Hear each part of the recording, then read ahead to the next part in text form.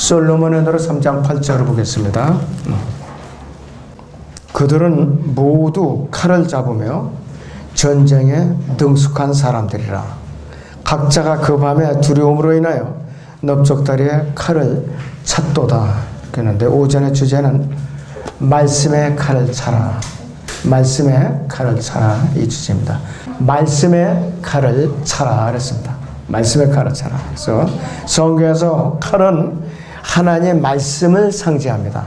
칼은 이제 하나님의 말씀을 상징해요.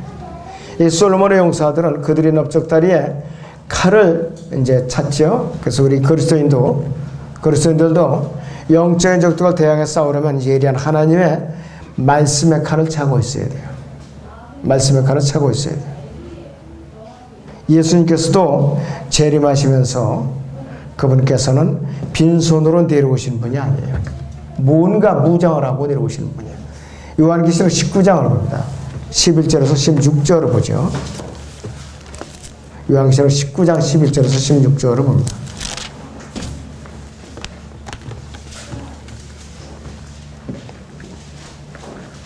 요한계시록 19장 11절에서 16절을 봅니다.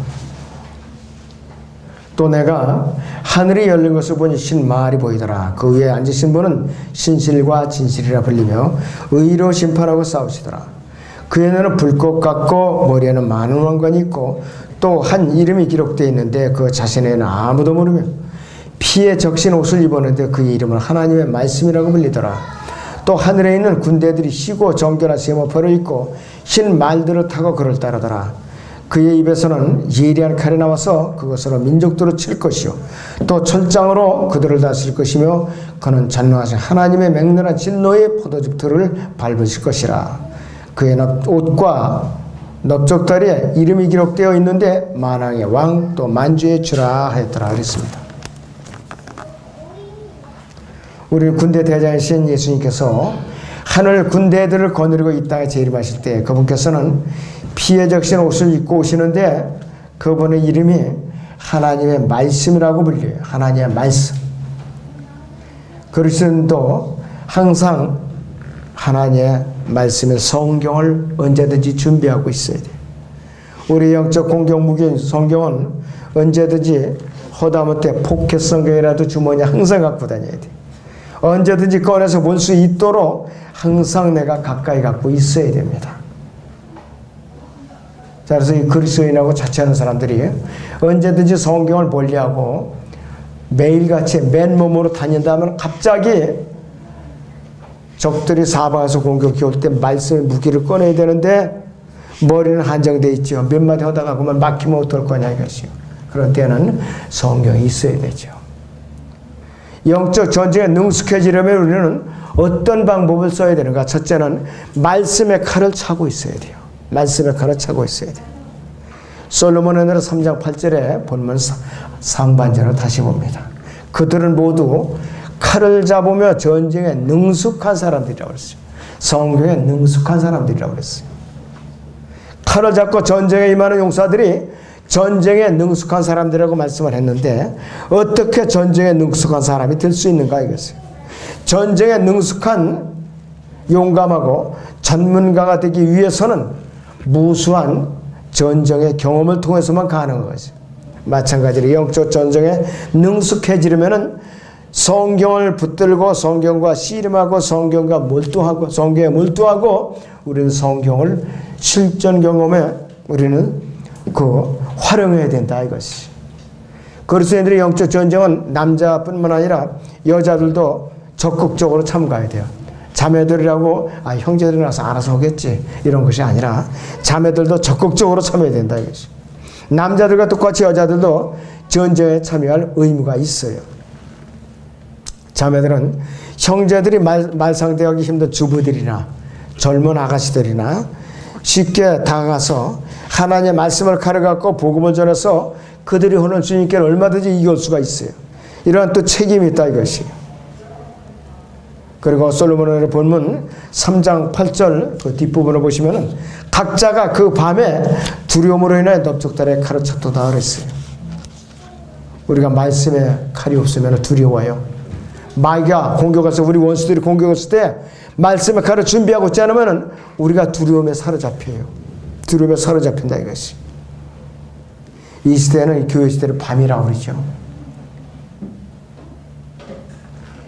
로마서 13장이나 에베소 5장이라든지 데살로니가서 5장에 보면은 이 교회 시대가 밤으로 묘사되고 있어요. 교회 시대의 그리스도인들은 어둠에 속해 있지 않지만은 우리가 살고 있는 교회 시대는 분명히 영적으로 완전히 어두운 밤이라고 부르고 있어요. 우리는 이 시대의 어두운 밤을 비추는 하나님의 말씀, 즉 성경을 굳게 붙잡고 있어야만 하는 것이에요. 그렇지 않으면 우리는 넘어질 수밖에 없어요. 성경을 굳게 붙잡고 하나님의 전신갑옷을 입고 무장하지 않으면 우리는 어떻게 되느냐? 넘어진다. 찔려요. 전신갑옷을 입고 있어야 돼요. 디모데후서 1장 7절을 잠깐 보겠습니다. 디모데후서 1장 7절을 같이 봅니다.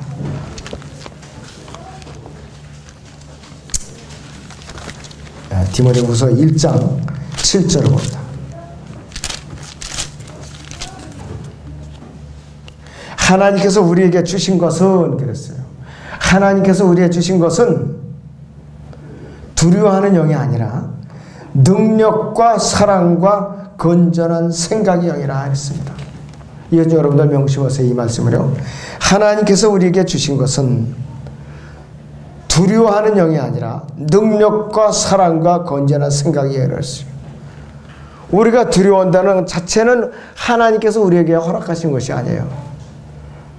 저나 여러분 하나님께 죄를 졌을 때만 두려워하는 것이지 그 나머지는 두려워하는 것을 사로잡아서는 안 된다 이것이. 우리 영적 싸움에서 유일한 공격 무기는 성경밖에 없어요. 말씀에 가는 성경밖에 없어요. 그리고 이 성경 안에는 하나님께 주신 약속들이 가득 차 있고 그 약속들을 받는 방법과 우리 안에 모든 문제와 두려움에 대한 해결하는 해답이 다 들어있는 것이 바로 성경이에요. 또 우리의 대적 마귀의 공격을 막아내고 싸움에서 이겨낼 수 있는 모든 지침들이 다 성경에 들어있는 것이에요. 이러한 이유로 우리는 영적으로 한밤중 이 교회 시대에 하나님의 말씀의 칼을 굳게 차고 있어야 돼요. 말씀의 칼을. 우리는 이 영적 전쟁에 능숙해지려면 하나님의 전신갑옷을 입어야 돼요. 하나님의 전신갑옷. 에베소 6장 11절을 봅니다. 에베소 6장 11절을 보겠습니다. 자, 6장 11절을 보시면은 아주 우리에게 굉장히 도전이 되는 말씀이 있습니다. 너희는 마귀의 술책에 대항하여 설 수 있도록 그랬습니다. 너희는 마귀의 술책에 대항하여 설 수 있도록 하나님의 전신 갑옷을 입으라 그랬습니다. 마귀의 술책이라고 했어요. 술책. 교묘한 속임수라 이것이. 마귀는 그의 수하에 하늘에는 정사들, 권사들, 권세들, 보호자들, 통치자들, 하늘에는 정사들과 권세들과 보호자들과 통치자들이 다스리고 있고 또 이 땅에는 이 세상 각 정부의 우두머리들, 또 역대 교황들, 또 세상 철학자들, 과학자들, 세상 군대, 교육자들을 두고 있어요. 마귀는 한 나라가 몇십 년이 걸려도 모을 수 없는 군대를 단 하루 안에, 단 24시간 안에 모을 수 있는 능력이 있어요. 모을 수 있는 능력이 있어요. 마귀의 군대들은 세상의 왕국들을 통해서 계속 지금까지 존재해 왔어요. 최초의 사탄의 왕국이었던 바빌론 제국부터 로마 제국까지 계속 다스려 왔다 이것이. 그래서 이 마귀는 이 세상 정부의 통치자들, 우상 숭배자들, 그 다음에 거짓말쟁이들, 살인자들 뿐만 아니라 무신론자들, 보수주의 신학자, 근본주의 목사, 거듭난 그리스도인, 자선사학가, 박애주의자, 경건한 금욕주의자, 혼을 이겨오는 목사, 복음 전도자 다 사용할 수 있어요. 그 일꾼으로. 심지어는 모세, 다윗, 베드로, 바울까지도 이런 사람들도 마음만 먹으면 언제든지 사용할 수가 있어요. 언제든지. 자, 여러분들 이 교회사를 통해 가지고서 순교자들이 참 많아요. 그런데 까딱하다가는 순교자를 또 숭배해요. 이것이 배교의 또 시발점이에요. 우리나라도 순교당한 분들이 있어요. 근데 그분들이 어록을 또 발행해가지고서 사람들이 묵상하라고 하거든요. 그러나 조심할 것은 뭐냐? 기록된 성경 밖에 그 사람들의 어록을 우리가 묵상하면서 내가 도전을 받는 거는 좋아요. 근데 그걸 갖다 추종해서는 안 돼요. 또 하나의 우상 숭배가 된다 이거죠. 순교자들을 이 숭배하는 것이 가장 분리하기 힘든 우상 숭배예요. 여러분들 그거 조심해야 됩니다.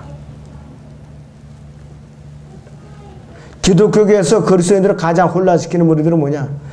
킹제임스 성경을 공격하는 배교주의 신학, 배교의 신학자들, 신학교 교수들이라 이를 또 무조건 추정하는 신학생들이에요.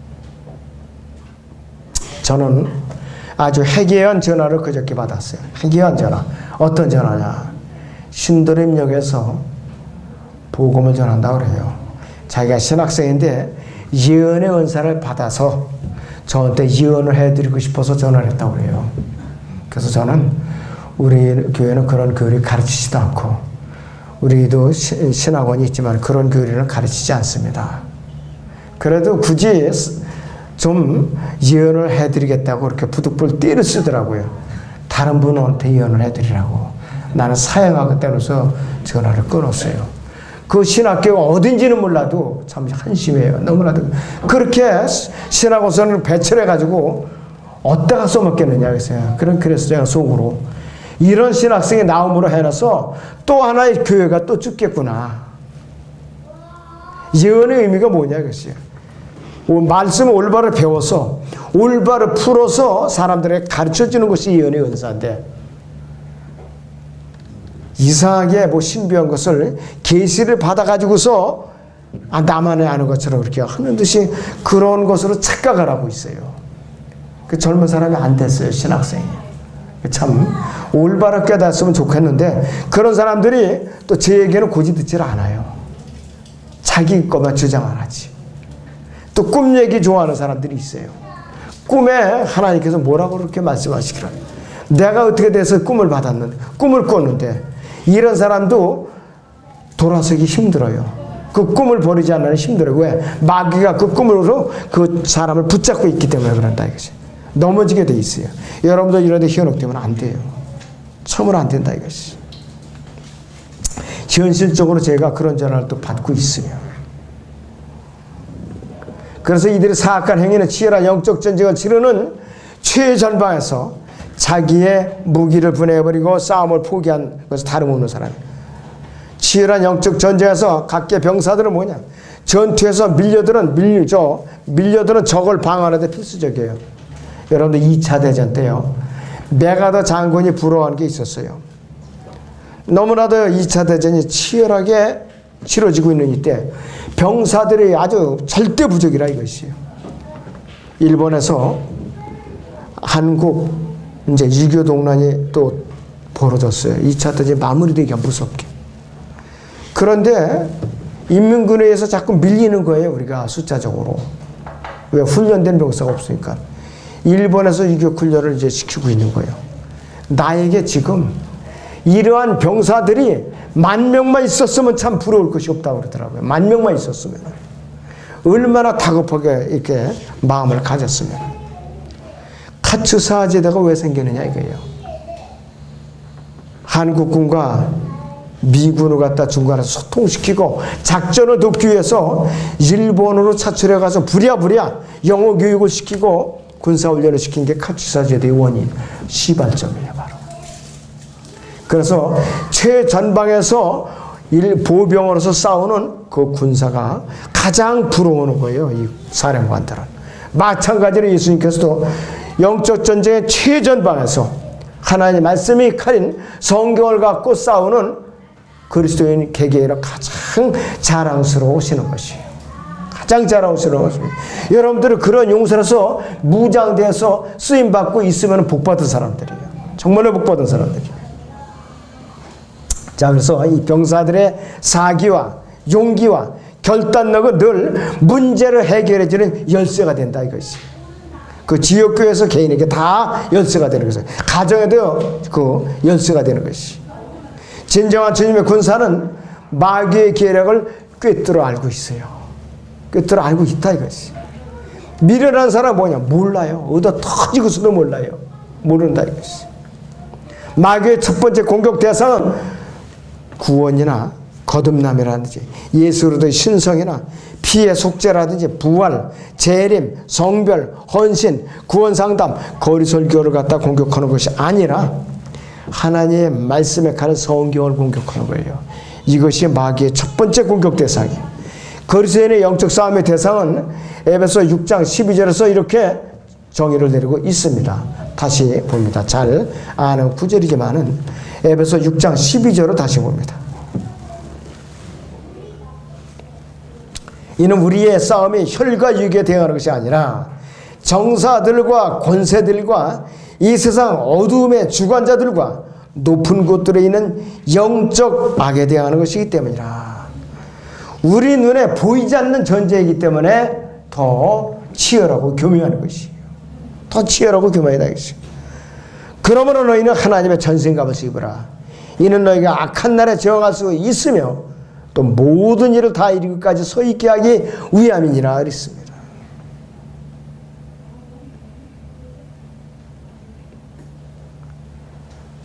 에베소 2장 1절 3절이나 요한복음 14장 16장이라든지 다니엘 9장에서 11장 여기에 나오는 이 통치자가 누구냐?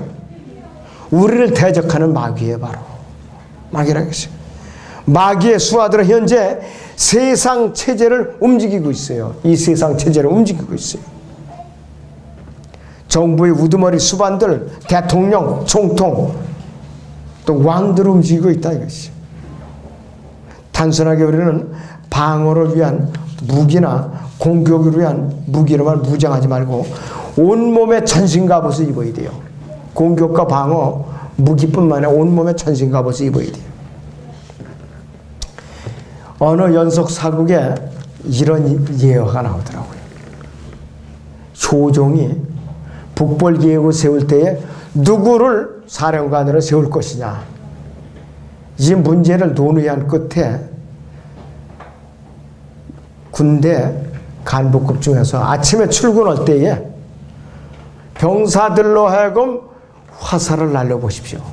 그래가지고 막아내는 사람을 훈련대장으로 삼으십시오 그랬어요.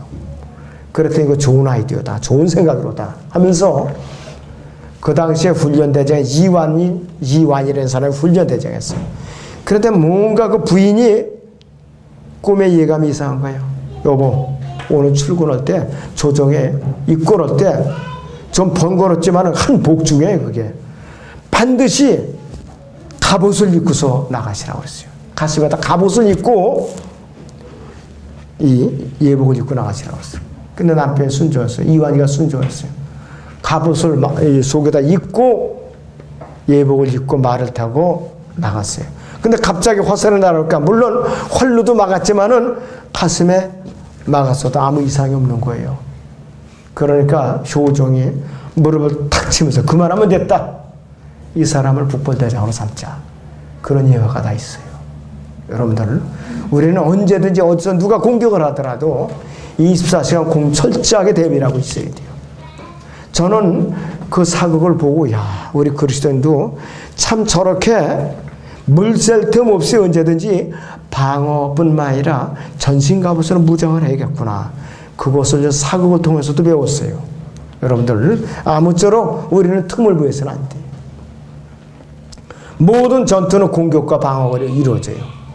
공격은 방어 병력의 3배로다 공격을 해요. 방어는 3분의 1만 가지면 됩니다. 되게.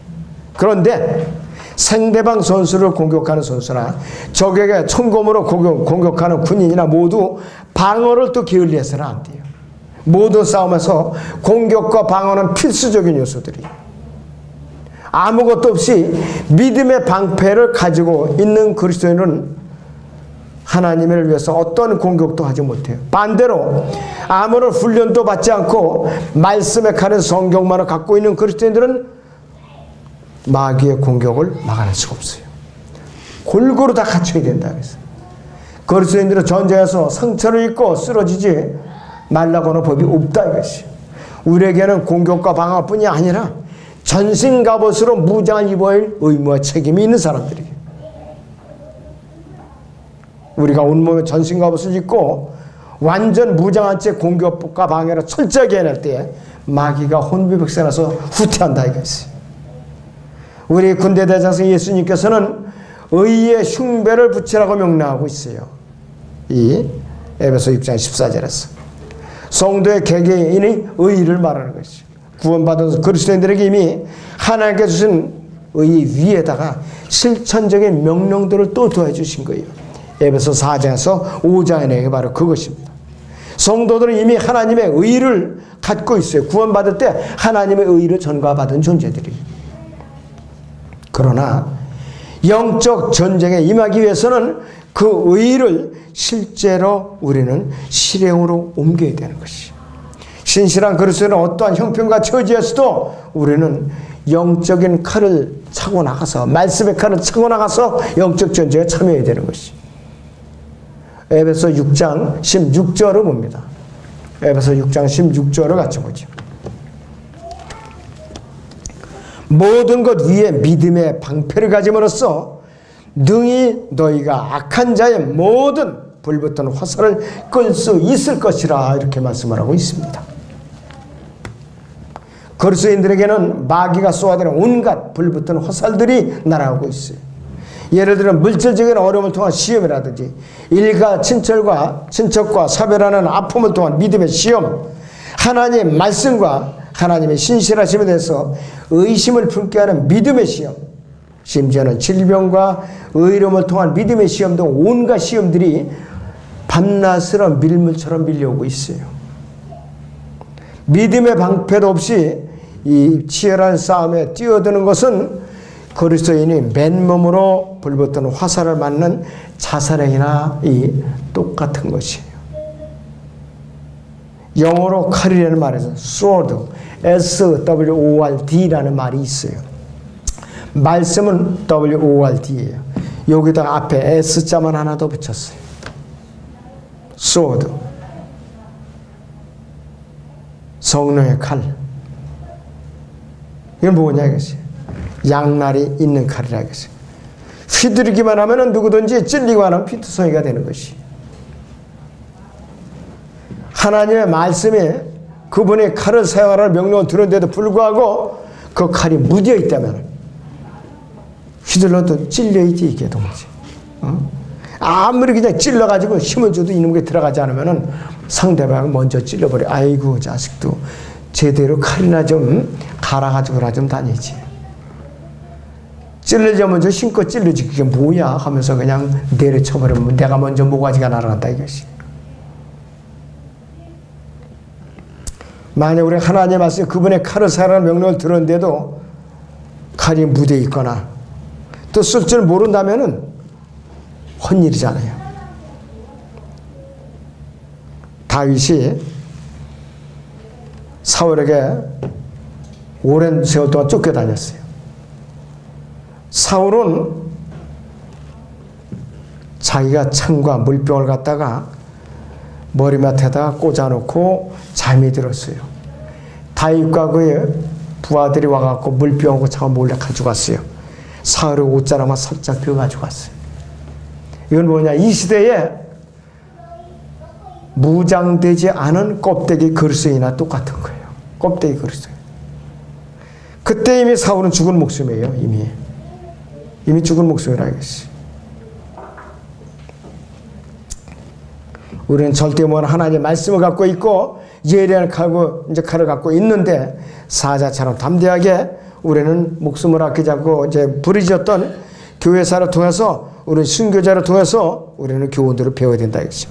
이스라엘 죄인들이 죄에 대해서 담대하다면은 그리스도인들은 죄를 꾸짖는 데 담대해야 된다 이것이. 이 시대에 복음을 전하지 않고 침묵만을 지키는 그리스도인 틀림없이 마귀에게 찔리게 돼 있어요. 전쟁에서 뭐냐? 너는 필요 없어. 불명예 제대로 시켜버려요. 두고두고 불명예 제대로 시키면 얼마나 창피하냐 이것이. 전신 갑옷으로 무장되고 훈련을 받을 수도 없어요. 체중을 달아보니까 과체중이야 이것이. 또 이렇게 조사를 해보니까 고혈압이에요. 이게 또 검사를 해보니까 또 당뇨가 지독해. 이러면 너는 훈련소에 너 입소할 자격조차 없어. 고향으로 돌아가. 고향 앞으로 가. 이거는 뭐냐? 입대도 못해요. 그리고 훈련까지 이걸 받았어요. 실무부대에 배치됐는데 몸 관리를 제대로 안 해가지고서 전쟁을 수행할 수 없다면 너도 역시 고향으로 가. 이것도 불명예 제도예요. 왜? 그대로 부대원으로 놔뒀다가는 부대원대로 손해를 보는 거예요. 이 사람 하나 때문에. 자, 영적 전쟁에 능숙하려면 우리는 살아있고 활력있는 이 말씀을 잘 우리는 활용할 줄 알아야 돼요. 히브리서 4장 12절 봅니다. 히브리서 4장 12절을 보겠습니다. 하나님 말씀은 살아있고 능력이 있어 양날에 있는 어떤 칼보다도 예리하여 혼과 영 그리고 관절과 골수를 찔러가리고 말씀의 생각들과 의도들을 판별하느니라 이렇게 말씀을 하고 있어요. 여기서 살아있다는 말을 영어로 다 킥이라고 해서 킥, Q-U-I-C-K라는 말. 베드로서 4장 5절에서 산자들과 죽은 자들 여기다 똑같이 그렇게 쓰고 있어요.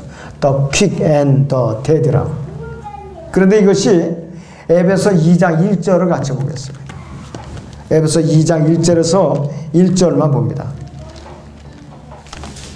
에베소 2장 1절이요. 허물과 죄들 가운데 죽었던 허물과 죄들 가운데 죽었던 너희를 그가 살리셨으니 그랬어요. 영어 킹제임 성경으로 같이 보는 분들은 He quickened 그랬어요. 살리셨으니 그랬어요. 이 말은 어떤 것에게 생명을 부여한다는 의미가 있어요. 생명을 부여한다는 의미가 있어요. 하나님 말씀은 양날이는 어떤 칼보다 훨씬 더 일해야 되겠어요. 양날이 그냥 번뜩이는 아주 날선 칼이라 이것이. 맨손으로 잡고 장난치는 사람의 모습을 상상해봐요. 이 칼을 잘 쓰게 되면은 사람을 살려요. 망나니처럼 잘못 쓰면 사람을 갖다가 잡아요. 생사람을 잡아요. 망나니에게 칼을 쥐어줘봐요. 엉뚱하게 사람들을 그냥 생사람을 죽인다 이것이. 그런데 이 시대에 불행하게도 많은 신학교에서 하나님의 칼은 이 말씀의 칼을 다룰 줄 모르는 사람들이 맨손으로 이 칼을 가지고 마음대로 흘려대고 있어서 문제예요. 그래서 많은 신학생들이 죽어있는 채로 껍데기 훈련을 받아서 세상에 나와서 휘둘러야 되니까 많은 사람들이 다치고 죽고 있다 이것이에요. 바로 마음대로 휘둘러낼 때마다 불쌍한 사람들이 지옥으로 가고 있다 이것이에요. 사람의 혼과 영은 서로 다른 존재예요. 사람의 혼은 몸과 같이 생긴 존재예요. 그 영은 바람과 같은 존재이기 때문에 형체가 없어요. 죽으면 하나님 다시 거두고 하세요. 그런데 혼은 어떻게 되느냐? 사람의 몸과 똑같이 생겨가서 이제 바들리 쉐이프라고 그랬어요. 눈과 혀, 감정과 느낌 다 갖고 있어요. 전부 다.